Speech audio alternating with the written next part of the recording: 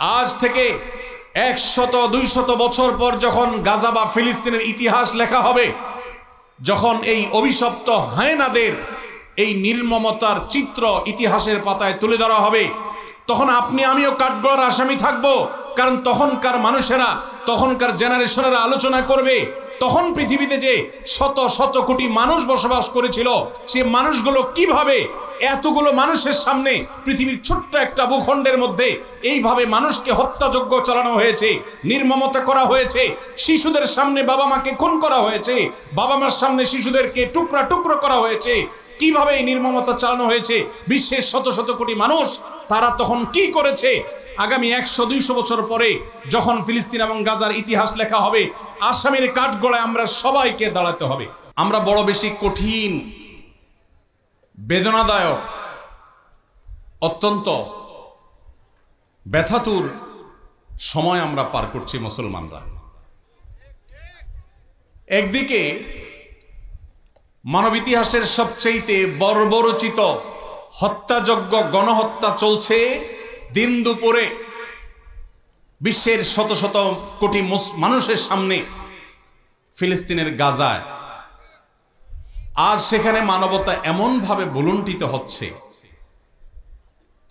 ঝড় তুফানে আমরা গাছের পাতা উড়ে যেতে দেখি, সেখানে বোমার আঘাতে মানুষের দেহ আকাশে উড়ে যেতে আমরা দেখেছি। প্রিয় ভাইরা, আজকের বিশ্বকে বলা হয় সভ্য পৃথিবী, আজকের পৃথিবীকে বলা হয় নাকি মানবিক পৃথিবী। আজকের পৃথিবীর সভ্যতা এবং মানবিকতার ধ্বজাধারে ধারণকারী যারা, তাদের মুখোশ, তাদের আসল রূপ, তাদের আসল চেহারা, চরিত্র আজ দিনের আলোর মতো পরিষ্কার হয়ে গেছে। গাজায় প্রতিনিয়ত শিশু হত্যা চলছে, ফিলিস্তিনের ভিডিওগুলো দেখবার মতো অবস্থা নাই। একটু আগে একটা ভিডিও দেখছিলাম, আল্লাহ তাআলা আমাকেও একটা বাচ্চা দিয়েছেন 8-10 বছরের। 8-10 বছরের একটা ছেলে 5-6 বছরের একটা ছেলেকে, ছোট ভাইকে বড় ভাই সান্ত্বনা দিচ্ছে, মাথার উপরে হাত বুলাচ্ছে। ছোট ভাই বড় ভাইয়ের কোলে মাথাটা রেখে চোখের পানি ফেলছে, অঝরে কাঁদছে, কারণ তাদের বাবা মাকে শহীদ করে দেয়া হয়েছে। বড় ভাইটা ছোট ভাইয়ের মাথার উপর হাত বুলাচ্ছে আর তাকে সান্ত্বনা দেওয়ার চেষ্টা করছে, ব্যর্থ চেষ্টা। শত সহস্র শিশু আজ এতিম হয়েছে, শত সহস্র মা বাবার বুক আজ খালি হচ্ছে। যারা নারী অধিকার নিয়ে পান থেকে চুন খসলেই চিৎকার চেঁচামেচি করে, সেই মানুষগুলো আজ পাথর হয়ে গেছে। তাদের চোখের সামনে শত সহস্র মা বোনকে আজ খুন করা হচ্ছে। প্রেগনেন্ট মহিলাদেরকে রেখে সেই হসপিটাল বম্পিং করে উড়িয়ে দেওয়া হচ্ছে। আজ সেখানে শিশুদের আর্তনাদে আকাশ পাতাল ভারী হয়ে উঠছে।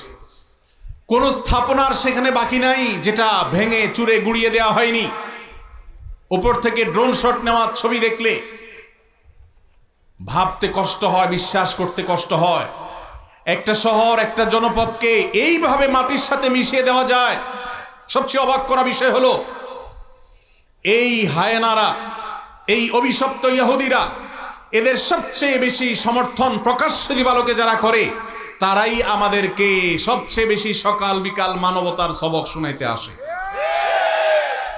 প্রিয় ভাইরা আমার, আজ পৃথিবীর তথাকথিত সভ্য, তথাকথিত উন্নত দেশগুলো প্রকাশ্য দিবালোকে এই অভিশপ্ত দেশকে তারা সমর্থন করছে, যারা মুসলমানদেরকে তাদের ভূখণ্ডে যুগ যুগ ধরে আজ খুন করে আসছে, তাদের রক্ত নিয়ে হোলি খেলায় মেতে উঠেছে।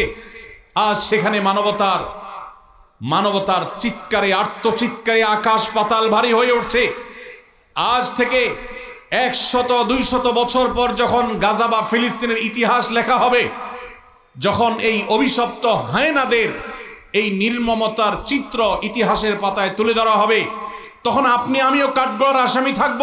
কারণ তখনকার মানুষেরা, তখনকার জেনারেশনেরা আলোচনা করবে তখন পৃথিবীতে যে শত শত কোটি মানুষ বসবাস করেছিল, সে মানুষগুলো কিভাবে এতগুলো মানুষের সামনে পৃথিবীর ছোট্ট একটা ভূখণ্ডের মধ্যে এইভাবে মানুষকে হত্যাযজ্ঞ চালানো হয়েছে, নির্মমতা করা হয়েছে, শিশুদের সামনে বাবা মাকে খুন করা হয়েছে, বাবা মার সামনে শিশুদেরকে টুকরা টুকরো করা হয়েছে, কিভাবে এই নির্মমতা চালানো হয়েছে বিশ্বের শত শত কোটি মানুষ, তারা তখন কি করেছে? আগামী 100-200 বছর পরে যখন ফিলিস্তিন এবং গাজার ইতিহাস লেখা হবে, আসামির কাঠগড়ায় আমরা সবাইকে দাঁড়াতে হবে। আল্লাহর কাছে আমরা ক্ষমা চাই। হে আল্লাহ, আপনি আমাদের অক্ষমতাকে মাফ করে দিন, আমাদেরকে আপনি সক্ষমতা দান করুন। মুসলমান দেশগুলোর যারা তথাকথিত নেতা হিসেবে দায়িত্ব পালন করছে, আল্লাহ আপনি তাদের ঈমানী চেতনা বৃদ্ধি করে দিন, তাদেরকে মুসলমান হওয়ার তৌফিক দান করুন, তাদেরকে মানুষ হওয়ার তৌফিক দান করুন।